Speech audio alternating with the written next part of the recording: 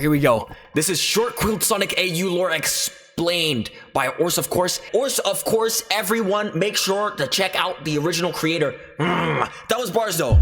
So while I was on my break, a comic called The Short Quilled AU kept popping up on my homepage. It was dubbed by this channel called Sano Matsua, I think is how you say it, but it was created by Sleepy Trademark and Sato over on Twitter. And while I ignored it for a while, I'm happy that I actually went ahead and watched the series because it was far better than I anticipated. And the voice acting really helped bring the story to life. And while all the voice actors were great, the person who was voicing Dr. Eggman was in a bag in this one. Now, this AU starts off with Shadow on the phone with Rouge, and it seems like he was called into the gun office for a meeting. And this is where we see Sonic speaking with someone higher up at the facility. And based on Shadow's response to seeing Sonic, we can assume that he's been missing for a while and something bad possibly happened to him. I say that because when the gun official asks if he actually needs— I'm sorry to pause this early. Sonic has a cool ass haircut. I'm not even gonna lie. I don't know what happened in this yet, so I don't know if this was like trauma, if like, so I don't know, maybe somebody yanked the fucking quills out of his head or something. But all I know is these quills, I don't know. I like the haircut. I think it's gas. I think it's protection. He tells him no. He just wants to make sure that nothing bad can happen to anyone else. Something else that I thought was interesting was when Shadow actually confronts Sonic, he calls him Faker right here. And Sonic just seems resigned, and he even agrees with the nickname, saying, "Guess I really was the Faker all along." And seeing some way the people are right, not saying the Shadow's badly written, like literally we're 2 seconds in, like Shadow's portrayed slightly irritates me is if Sonic's down, he tries to punch him lower. I don't know, bro. I've seen it in some AUs and some stuff here and there, bro.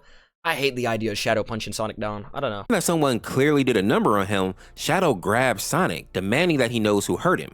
And for a moment, I thought that this was just going to be another one of those like Sonic and Shadow ships, which I'm really not interested in. If it isn't Shadow and Shrek, get it off my screen. What is he Shadow talking makes about? a comment where he says there's nothing on Sonic's back. And mind you, at this point, I didn't know the name of this AU. The YouTube title just calls it Sorrow the Ain't series. But once I realized that someone had taken Sonic's quills, I understood why he seemed so off and why he punched Shadow here. It seems like he's gone through some crazy trauma and is having a hard time with people seeing him. But I also think it may be deeper than just him losing his quills. In the final scene, we see him outside of Tails' lab, and he seems to be like unwilling to go inside because he's afraid of letting him see him like this. And then we hear Vector's voice before we fade to black. Now in part 2, we see Vector place a hand on Sonic's shoulder, thinking that he's some stranger stalking around the neighborhood. And just as a side note, while Sonic can definitely handle Vector, most people would probably be crapping themselves if Vector thought that they were like, buddy, if Vector put his hand on my shoulder, I'm done. I think I would probably pass away. I mean, unless it's for vanilla, I would pass away. Otherwise, if it was for vanilla, I might have to stand my ground. I might have to stand up like, hey, yo, bro, what you doing? Yo, get your hand off me, buddy. I don't know, bro. Little bro, you want a signature? You want a signature? I would have to hold the hell out of that man. Enemy. He's definitely one of the more physically strong characters in the Sonic verse. Luckily, he realizes pretty quick that it's Sonic under the hood, and he immediately goes into Big Brother mode, asking him if he's okay and letting him know that they've all been looking for him. But before he can get any more questions out, Charmy charges Sonic, wrapping him in a hug and knocking him into the tree. And while Charmy does realize that Sonic looks different, he just thinks that he got a haircut. He even places his little helmet on Sonic's head, thinking that he may be cold. That's cute. Then we get this image of Sonic still shivering while SPO is trying to get him into the house. But at this point, I think it's clear that he's not just shivering from the cold. And then we see him say that Tails can't see him like this, and he just keeps repeating he can't, over and over again. And while Sonic is leaned up against this tree, Vector notices blood coming off of Sonic's back. And if I'm being honest, this is a point where I knew that this was going to be a series that I had to watch. Based on this image, we can tell that Sonic didn't just lose his quills in some accident. Somebody must have taken these or like ripped them out of him. Now, seeing that Sonic is obviously going through something, Vector tells him to head over to Vanilla's house so that they can get him out of the cold and also maybe get some food into him. In chapter 3, we switch perspectives and actually see Eggman sitting in his lab writing when we see Shadow sneak up behind him and point a pistol at his back. And Shadow is demanding to know the location of whoever hurt Sonic. And Eggman surprises me when he says there's no one to take care of anymore. Apparently, Eggman took it upon himself to make sure that no one who hurt Sonic is breathing now. We then learn that Eggman told Sonic that the people who hurt him ran away because he knows that Sonic doesn't like killing. And then he makes a very good point. He says both him and Shadow have hurt Sonic in previous fights. Eggman has almost taken his life multiple times, just look back to the metal virus. And yet Sonic has never tried to take either of their lives. It just W isn't in censorship. his nature. And it seems like Eggman doesn't want to corrupt Sonic, which is why he's asking Shadow to lie about this. We then learn that the people who hurt Sonic actually documented the whole thing, and Eggman downloaded it all before he went ahead and destroyed the lab, implying that the people who hurt Sonic were scientists of some sort. Shadow Always is damn rightfully mad confused on scientists. why Eggman has been so helpful, but Eggman just shoos him away, simply saying that he has manners. But then we get a little bit of a curveball here when this little girl pops up, and she asks Eggman, why would he take the blame? And then we get this image where a bunch of thoughts are going through Eggman's mind all at once. Take the blame as in Sonic was the one who did it? Oh, nah, Sonic can never start something like that. It was probably, I don't know. That he did it though? I got rid of the bodies anyway. It would break him if he knew. What would people think? He's just a child. What if he... What if...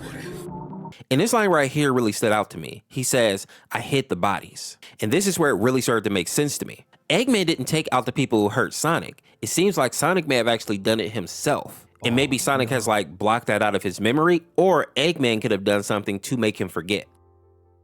Now in this next panel, Eggman tries to play it off by just saying that he can't let the hero take the applause for such great villainous acts. And then we get to see what Eggman was writing at the start of the chapter.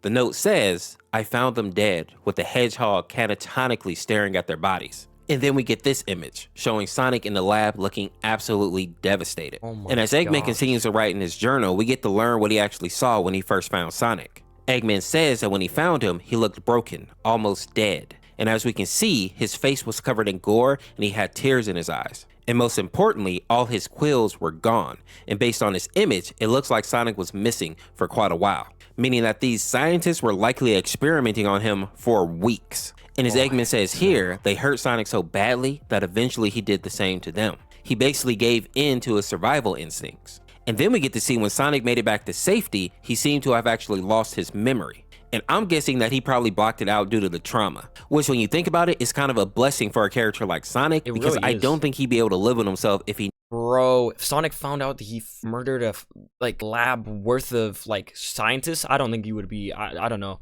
I don't know, I feel like being character free of the windows is and everything, I feel like he would be able to push past that, but it would take him a while of recovery, bro.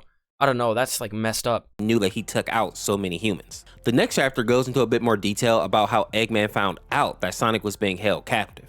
And it turns out that Eggman found him on accident. He was out searching for materials when he actually found an abandoned gun base, and when he went to check it out, he learned that it was filled with evil scientists that work for Gun. In the next scene, we get to see that Rouge is actually the one reading Eggman's notes here, with Shadow listening while looking out the window. And at first, I thought that Eggman may have been lying about the scientists being with Gun, but as Rouge says here, the fool signed their names on the research, and she even recognized some of them. The next few panels basically go over how the scientists were able to catch Sonic, which I was actually curious about. Because when you think about it, how do you catch something that moves faster than light, especially if you're just a regular human? So it looks like the scientists used Sonic's good heart against him and captured a bunch of Chows, sending a message to him saying that it was Eggman's doing. Once Sonic received the location, he headed over to the lab and was actually kicking butt for a minute until one of the scientists hit a switch that electrocuted all the Chows. No. And not wanting to see them suffer, Sonic stopped fighting.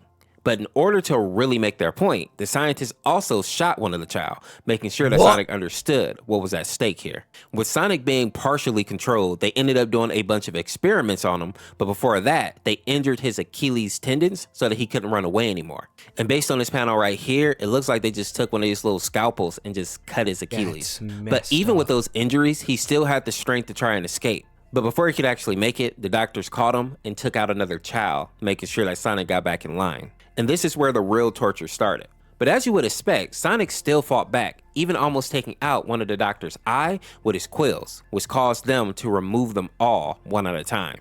And just to put this into perspective, even when hedgehogs lose their quills naturally by shedding, it can still be a little bit painful for them. So having them forcibly ripped out one by one would have to be some real agony. The only good news here is that hedgehogs do regrow their quills, but it usually takes a little bit of time. Now, after they dequilled Sonic, they continue to experiment on him even more, but it seems like they pushed him too far, which is why we have this scene of him just crashing out and taking the lives of every scientist in that building. In the final scene, we get to see Sonic in Vanilla's home, and she has cleaned and bandaged his back. And while he still looks Dead ass. I don't know what else they expected. I don't know what else they expected. Bro, Sonic, of all people, you wanted to do that to Sonic the Hedgehog? Yeah, nah, you got it. You got it. Yeah. It's a bit sad. I'm happy to see that he's in good hands for the moment. In the next chapter, we see Sonic thanking Vanilla for cleaning him up, but Vector notices that Sonic is still shivering, showing that it wasn't just the chill outside that was actually making him shake. And while Vector doesn't know what happened to Sonic, I think at this point, he realizes that he may have like some form of PTSD. Now, this next part was really heartwarming to me. We see Vanilla trying to get Sonic to eat something, but he doesn't really have an appetite and even flinches away from Vanilla when she tries to touch his hair. But then there's a knock on the door and we see Cream come into the room. Oh no. Oh no. You're going to hell! Oh my gosh. Or of course, if you're watching this video, I don't know if you would be. I don't know. People probably react to your videos all the time. You wouldn't be. If you are, I will meet you, and me and you have to box after that. We have to box after that. You can't. Oh, my fucking heart. Oh my god. Oh my god. Oh my god. Why would you put that there? Oh my gosh. Oh, why would you put that there? Oh, why would you make the knock so realistic?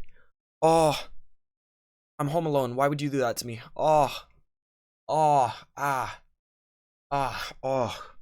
Holding a plate of cookies. When she offers a cookie to Sonic, I thought that he was going to flip out based on the look in his eyes here. But seeing Cream seems to actually wake him up. And not only does he take a cookie, but he has like a semi-normal conversation with her. I noticed that he was the same way with Charmy as well, showing that maybe the children are the people that he needs around him to kind of help him heal from his ordeal. But just when things start looking up, we see Cheese enter the room with some milk, and the sight of another child brings up memories of what Sonic actually went through in the lab, causing him to spiral for a moment. And seeing that Sonic was kind of freaking out, Victor gets Charmy out of the room just in case something bad happens. And while Sonic tries to tell Vanilla that he's okay, considering that she's known him since he was a child, she can tell that he's lying. And in the next scene, we can see that she allows Sonic to break down for a moment in her arms, finally being able to let out some of the pain that he feels, and also reaffirming that Vanilla is a really good mom, even when it isn't her kid.